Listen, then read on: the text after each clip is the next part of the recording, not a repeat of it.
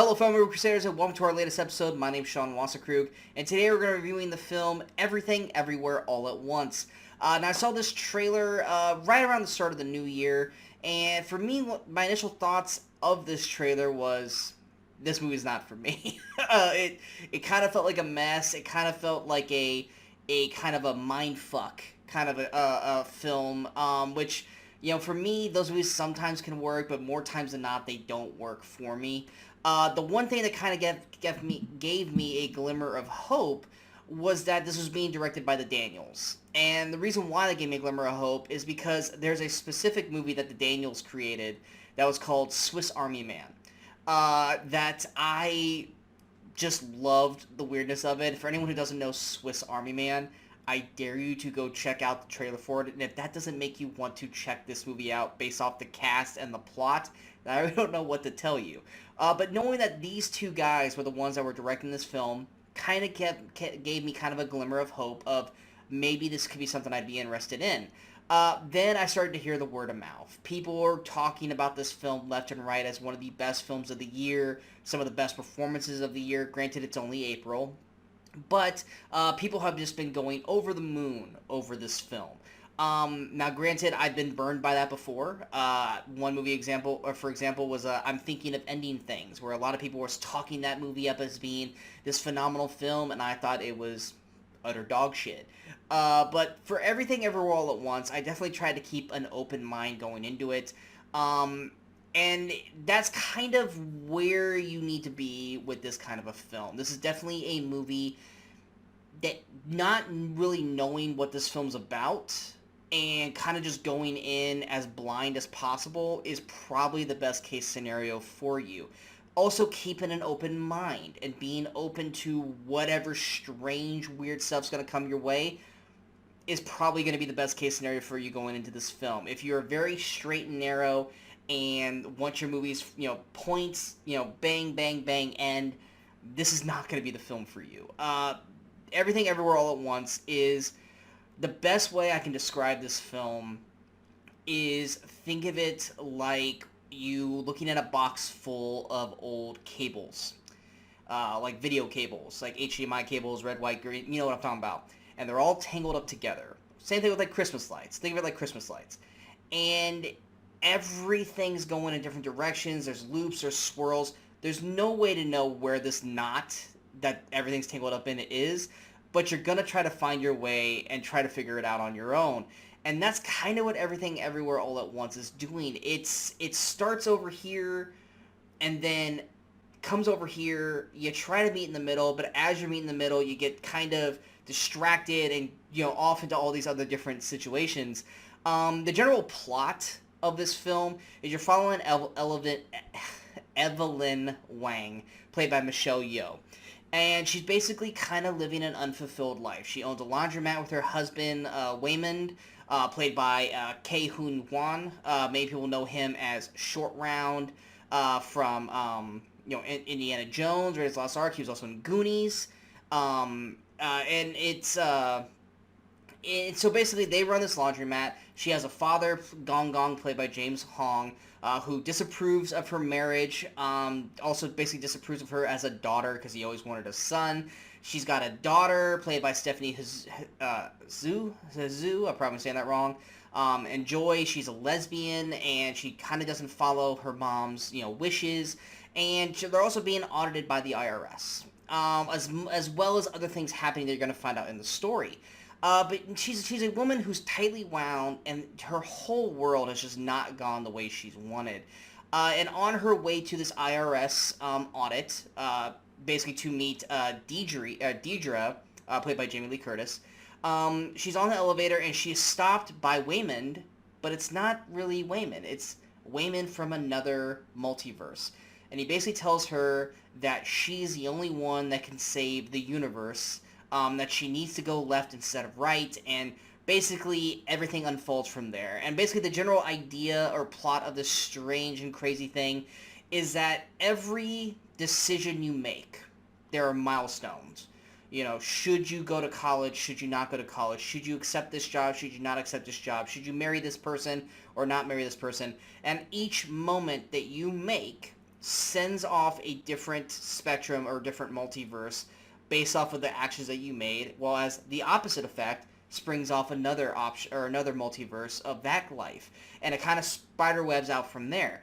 Now, the beauty of this, or the beauty of the story they're trying to tell here, is that certain people can access the skills from different multiverses into one verse. So if you were, in this case, Michelle Yeoh, who's playing Evelyn, if she was a martial arts actress who knows martial arts in one verse, she could tap into that and basically develop the skills of a martial artist, a lot like how Keanu Reeves would download information in Kung Fu in The Matrix, as well as very, very many other kinds of things. So that's kind of the general story. I know that's kind of very bloated, and there's a lot of craziness that happens through that, but that is the story. She's being basically recruited by a different version of her husband to try and save the world from this villain, and I'm blanking on the name of the villain because I'm going to say it wrong, but there's this villain that's ultimately trying to destroy the universe, and she's going to try her best to try to save it. This film is straight up bonkers, and it's insane and weird and uncomfortable in a lot of situations. There's one particular universe in example that is so kind of like off-putting and weird, and they keep going back to it in certain parts, and part of me is like, oh, embrace the funny, but the other part of me is like, I'm so not into this. But then, once again, you gotta also embrace these are the same guys that did Swiss Army Man, and so it totally makes sense that they would have a universe like this. So you kind of have to embrace the crazy with the story that's being told. There's universes where people do things a certain way. There's another universe that really, really dives into a version of a Pixar film, which when you see it, it's funny. It goes a little too far in the story for my case. That kind of goes to the utter ridiculousness of it. But it's funny the first time you see it. There's all these different little verses or multiverses. And the film itself, on top of all that, through the craziness, through all the jumbled insanity that this film develops, the main core of the story is about family. And it's about a person who, how they mentioned in this film, made every wrong decision in their life. And even though it was every wrong decision in their life, they have every opportunity to fix it and embrace the crazy and embrace the wrongdoings and turn them in a way that can make their life feel meaningful, make their life mean something, and also to their family. The performances of this film are, like everyone's been saying, some of the best performances of the year. Michelle Yeoh as Evelyn is amazing.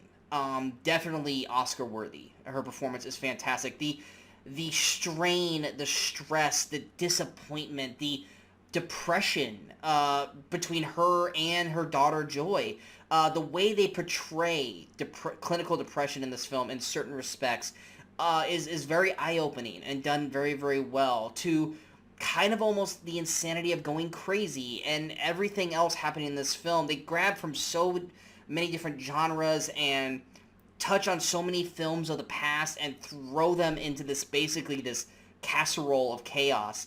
And Michelle Yeoh takes all of this in stride and knocks it out of the park. No matter what's thrown her way, Michelle Yeoh puts on one of the better performances I've seen in quite a long time.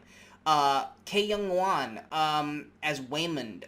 There are so many scenes in this movie where I had to kind of stop and go, I can't believe this guy stopped acting for so long. I loved I'm probably saying his name wrong, so I apologize. I'm just gonna call his character name Waymond. I loved his character, whether he's kind of being kind of the wimpy, mousy character that we see at the beginning of the film, to him being an utter badass in other films, to kind of him being a suave man in a tux that we see in one of the verses. I really loved his performance in this film. I think it was a great supporting character for this. Stephanie Hsu, or Zhu, I'm probably saying her name wrong. Many people might know her from a lot of things. I didn't get recognized to her until earlier this year on The Marvelous Mrs. Maisel. She plays Joy, the daughter. Phenomenal. This is a breakthrough role for her. If there was a performance in this that you go, I need to pay attention to this actress, this is somebody that can be something huge. It is Stephanie. She puts on a powerful performance as Joy, and other characters through the multiverse. And the torturous pain and heartbreak and depression that she goes through because of Evelyn and the way her life's going, and then everything else going on in the story without, delving into spoilers, she does a phenomenal job of her performance in this film. Jamie Lee Curtis, I was not expecting to love her performance as much as I did. When you first see her, you're like, what? Jamie Lee Curtis is basically playing a joke character, and she does have great jokes in the film, but once again, you delve deeper and deeper and deeper into the story, down this rabbit hole of craziness, and you're seeing also a great performance from Jamie Lee Curtis. James Hong does a great job as the father. Harry Shum Jr., maybe people know him from Glee. He's got a special part in this film. I'm not going to say what it is. He was funny in his parts, and emotional in certain parts. Tally Medell, she's Becky. She pops up a few moments here or there. I think she did a solid job. But the core cast of Michelle Yeoh, Stephanie Hsu, Kei-Hu Wan, I'm probably saying, like I said, wrong again, James Hong, Jamie Lee Curtis, those five are putting on such a knockout performance through this film, such an emotional ride through this whole thing, that this is, hands down, as of right now, the best film of the year. While I say that, this film is not for everybody. While me, myself, and a lot of other people are saying that this is potentially a phenomenal film, best film of the year, best actresses, best performances, everything, there's going to be other people that are going to see this movie and it's going to just be too crazy. It's going to be too wild, too all over the place, and not able to really like the structure of it just being like a wrapped up cord of Christmas tree lights, to really like this film. And there's nothing wrong with that. There are certain films, like I said, I'm thinking of Ending Things earlier, was it last year, 2 years ago? A lot of people loved that story. I couldn't get behind it. A lot of people love Being John Malkovich. I couldn't get behind that story. A lot of people hate Swiss Army Man. I think it's probably one of the best films of that year. It's can you embrace the crazy? Can you embrace the utter chaos that this film brings? Yes, does it go over the top at certain moments? Is there certain parts of the film that is unnecessary, unneeded? Could this movie cut about 15 minutes off of its runtime? Yes, absolutely. Most films nowadays probably could cut about 10 minutes or more of runtime. But ultimately, at the end of the day, does the sum of all of its parts work? Do we get a beautiful story about family? Do we get a beautiful story about a mother and daughter's fractured relationship? Yes.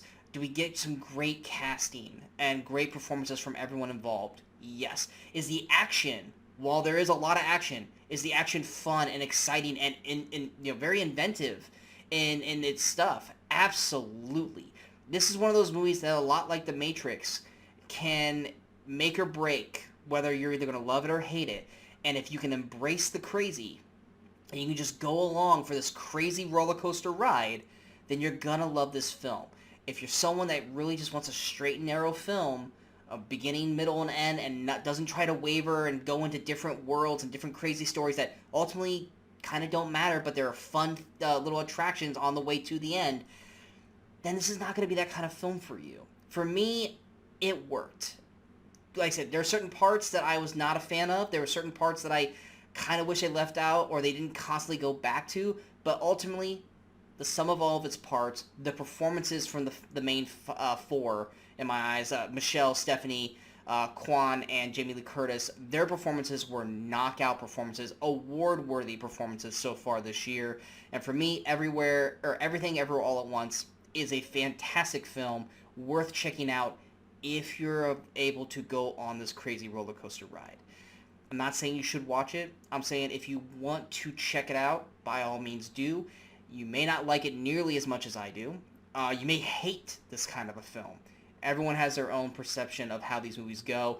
I think for the Daniels brothers, or not even brothers, but the Daniels directors, I think they knew the task they were dealt with, but with the cast they've got, they made something that was special here. Going to my overall score, I'm going to give Everything Everywhere All at Once a 91%. If you guys want to go on a crazy roller coaster ride, check this movie out. It's opening wide this week. I was afraid I wasn't going to get it in my town, but we got it, so I went and checked it out right away, and I was not disappointed. But that was just me. Maybe all of you will be disappointed. Who knows? Reviews right now are going through the roof, but like I said, it's not for everybody. Maybe you guys will like it, maybe you won't. But that's the beauty of movies. Everyone's got their own mindset on it. I hope you guys enjoyed this review. If you guys did, go ahead and hit that like, share, and subscribe button to the channel so you guys stay up to date with all the latest videos pop up on the Movie Crusaders. Of course, look at the follows on all the social media outlets you see below. Coming up next, I just posted my review for Fantastic Beasts: The Secrets of Dumbledore. Later on this weekend, Brian Michaels and myself will be back for the Movie Crusaders Chat About, where we talk about reboots, remakes, and original films. Next week, we'll be back again for another Movie Crusaders Chat About, where we talk about cult films. We will also have reviews, hopefully, for The Bad Guys, The Unbearable Weight of Massive Talent, and The Northman, if it is available in my area. So be on the lookout for all those videos. And until next time, in case I don't see you, good morning, good afternoon, and good night, Movie Crusaders.